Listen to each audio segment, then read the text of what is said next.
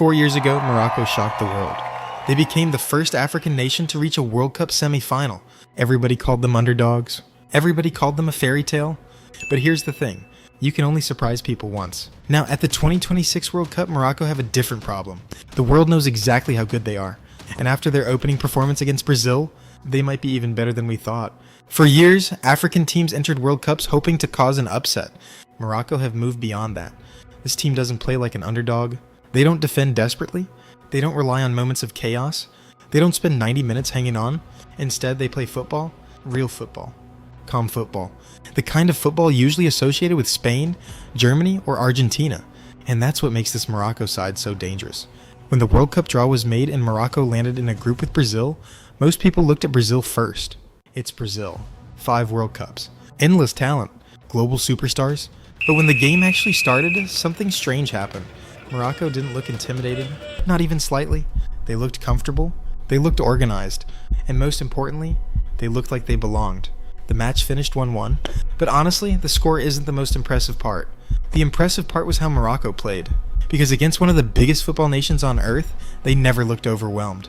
They trusted their football, trusted their structure, trusted their ability on the ball, and that says everything about where this team is right now. This Morocco team isn't built on hope, it's built on control. Watch them play. Nobody rushes possession. Nobody panics under pressure. The midfield always seems to have an extra second. The defenders are comfortable receiving the ball. The fullbacks are technical enough to help build attacks. Every player looks confident in possession, and that matters enormously at World Cups.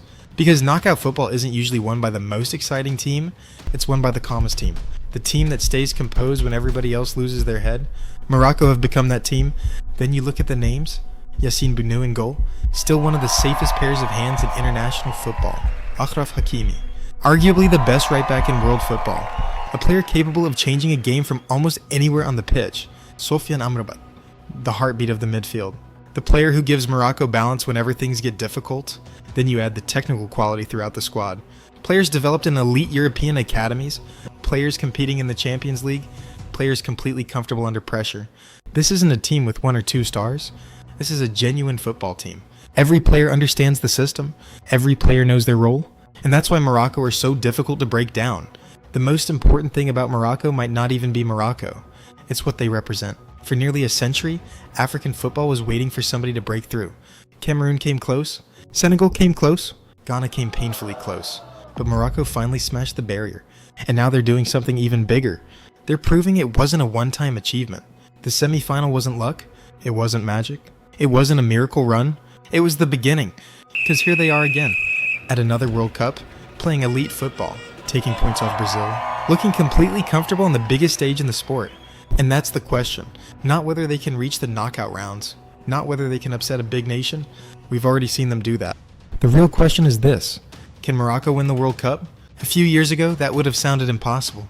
Today, it's a legitimate discussion because they have the organization, they have the experience, they have the technical quality, and maybe most importantly, they have belief. The players no longer walk onto the pitch thinking they're outsiders. They walk onto the pitch expecting to compete. There's a massive difference between those two mindsets. Morocco's draw against Brazil wasn't shocking. That's what makes it so significant. 4 years ago, the world would have called it an upset. Today, it feels normal. And that tells you everything you need to know about this team. They're not trying to prove African football belongs anymore. They've already done that. Now they're trying to prove something much bigger, that an African nation can lift the World Cup. And if Morocco keep playing with this level of composure, this level of possession, and this level of confidence, don't be surprised if they're still here when everybody else has gone home. If you enjoyed this video, subscribe for more World Cup stories, football analysis, and tactical breakdowns. And let me know in the comments, will Morocco become the first African nation to win the World Cup?